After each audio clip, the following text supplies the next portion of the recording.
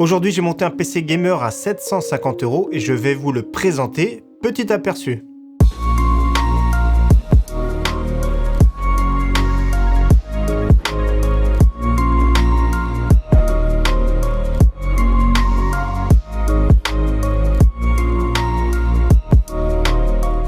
Salut tout le monde, c'est Flo, j'espère que vous avez la forme. Et oui, aujourd'hui j'ai monté un PC gamer à 750 €, donc c'est un budget qui est vraiment super confortable. Vous allez voir, ça permet de jouer à pas mal de jeux, j'ai testé beaucoup de jeux. Donc première partie, je vais vous présenter le PC et surtout les composants qu'il y a dedans, je vais vous donner le prix à chaque fois.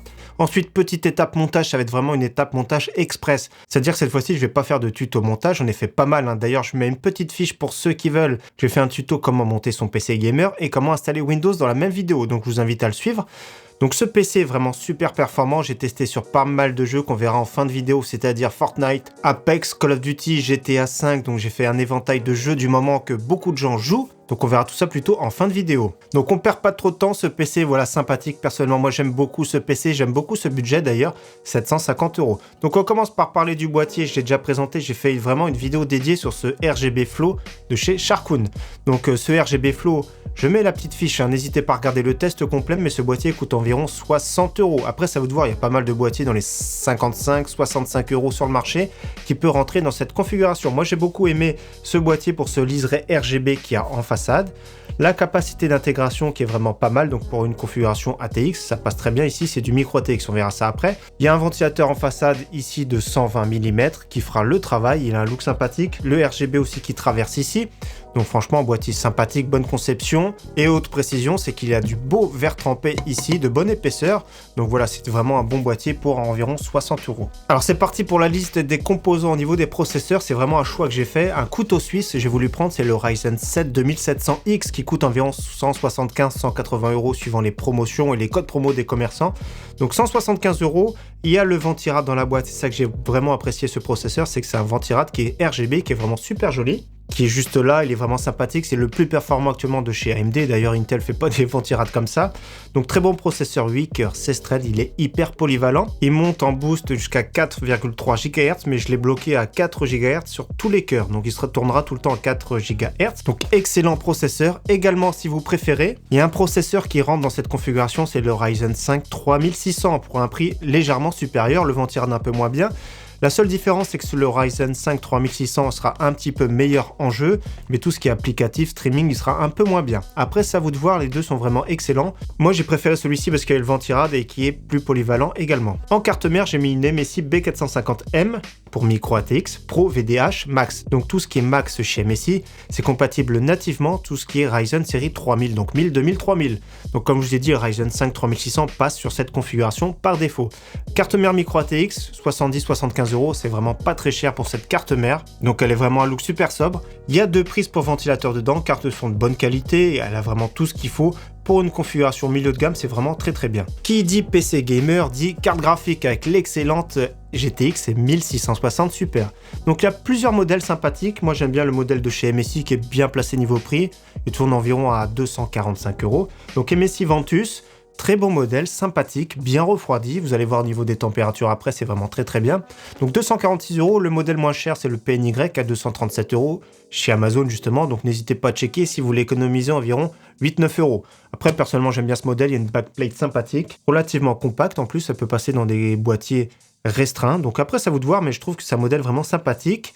Le modèle Gaming X, c'est sûr, de chez MSI est quand même beaucoup plus joli, mais il est un tout petit peu plus cher. J'ai pas parlé de la RAM, mais j'ai mis 16 Go en DDR4 ici, 3000. Donc 3000 de chez Corsair, c'est L16. Ce kit en ce moment coûte environ 75 €. Donc il y a des promotions de temps en temps dans les 70 €, mais en temps normal, c'est environ 75 €. Donc 16 Go, c'est vraiment très bien. Actuellement, 8 Go, ça passe vraiment pour jouer, il n'y a pas de souci. Mais si vous avez en plus de ça un logiciel vocal, si en plus de ça vous avez des petits onglets d'internet d'ouvert, ça peut bouffer beaucoup de ressources. Donc 16 Go, c'est vraiment très bien pour les jeux à venir 2020-2021. Pour les jeux prochains, c'est vraiment mieux de mettre directement 16 Go, surtout dans ce budget. Partie stockage, j'ai choisi de mettre un SSD, donc il est plus là, il est dans le PC. Donc le SSD est juste là, le Silicon Power en 256 Go. Donc c'est pas un modèle entrée de gamme, c'est plutôt un modèle milieu de gamme qui se débrouille vraiment très bien, surtout pour le prix actuellement. Donc 38 €. Malheureusement, les prix ont tendance à la hausse. Personnellement, je l'ai acheté 33 €. Il est arrivé 5 € plus cher maintenant. Donc bon petit SSD, personnellement moi j'aime beaucoup ce petit SSD dans l'entrée de gamme. Pour le moment c'est un des meilleurs à ce prix là. Et le petit combo dans la boîte le disque dur. Donc il est installé dans le boîtier directement, c'est un disque dur de chez Seagate en version 1 Tera pour moins de 40 €, donc c'est les prix du moment. 1 Tera c'est vraiment très bien complément parce que 256 Go, vous irez vraiment pas loin du tout. Et pour finir, une alimentation à moins de 60 € de 550 watts, la Thermaltake Hambourg RGB Pro. Donc il y a du RGB, on le verra pas dans ce boîtier. Des fois il y a des boîtiers ici qui sont perforés, donc certains bien mettre le ventilateur vers le haut. Personnellement, moi je préfère mettre le ventilateur vers le bas, sachant que c'est filtré.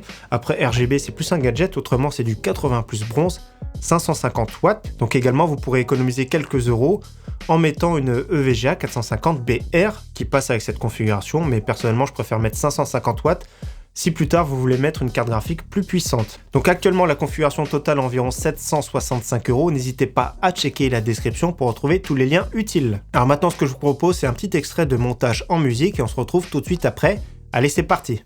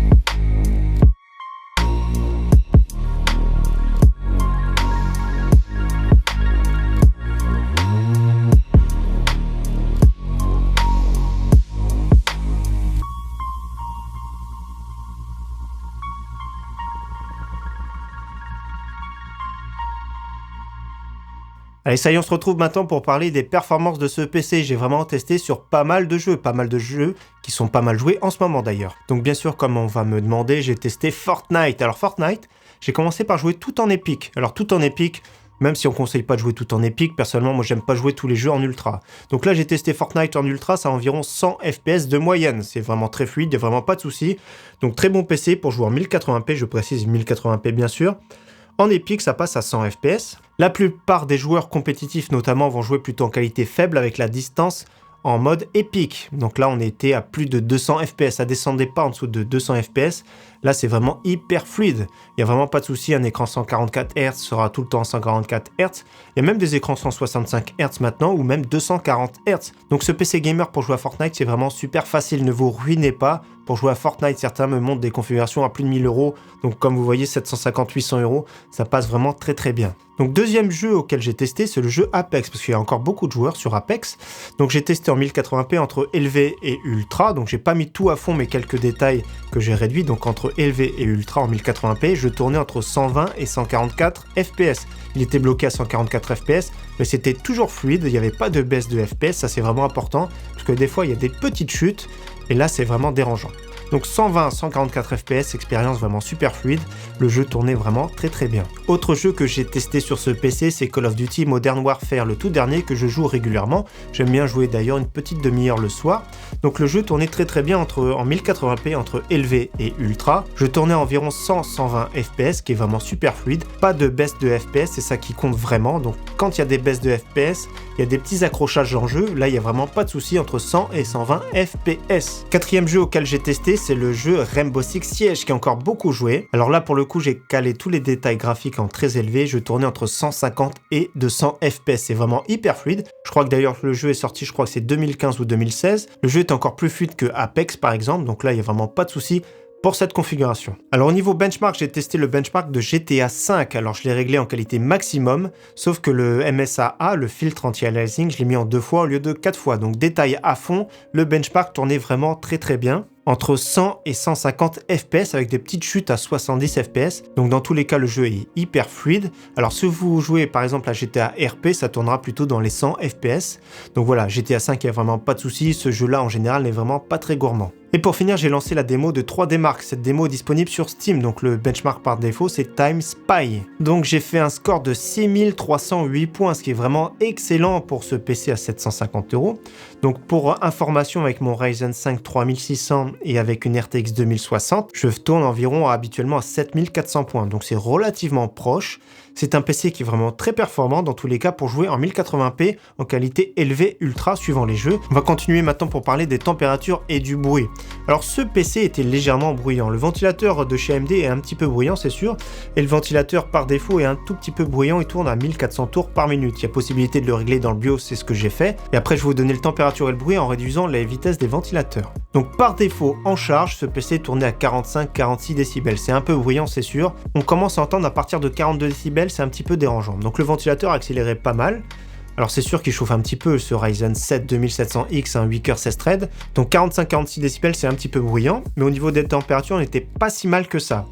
Donc la carte graphique 66 degrés maximum. Le processeur maximum en benchmark c'était 79 degrés. En jeu c'est plus dans les 65-70 degrés. Donc il y a vraiment pas de souci. Le but vraiment du benchmark, c'est de chauffer au maximum le processeur, la carte graphique pour avoir les températures maximum. Ensuite, petit passage dans le BIOS pour régler les vitesses et les courbes du ventilateur du processeur et la courbe du ventilateur du boîtier. Donc au niveau du bruit, c'est bénéfique, on a perdu 3 décibels et 3 décibels, on voit nettement la différence. Donc on tourne plus maintenant à 42-43 décibels. Donc voilà, c'est vraiment très facile dans le BIOS de régler les petites courbes de ventilateur. Je vous conseille de le faire quand vous avez un petit PC qui est bruyant. Au niveau des températures, la carte graphique, ça n'a rien changé, elle restait au maximum à 66 degrés. Et par contre, le processeur, il a quand même pris 4 degrés en baissant la courbe. Donc 4 degrés, ça fait 83 degrés maximum en benchmark. En jeu, ce sera plus dans les 75 degrés, ce qui est vraiment pas un souci en soi.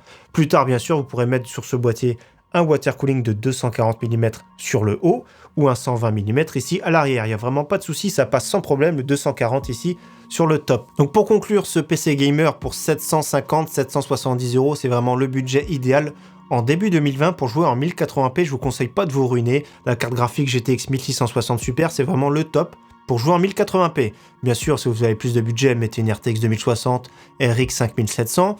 Mais pour le moment, je trouve que ce budget, c'est vraiment très très bien en début 2020 pour jouer en 1080p. En tout cas, merci à tous d'avoir suivi cette vidéo. Encore une fois, j'espère qu'elle vous aura plu. Je vous dis merci à tous, à très bientôt. Ciao, bye.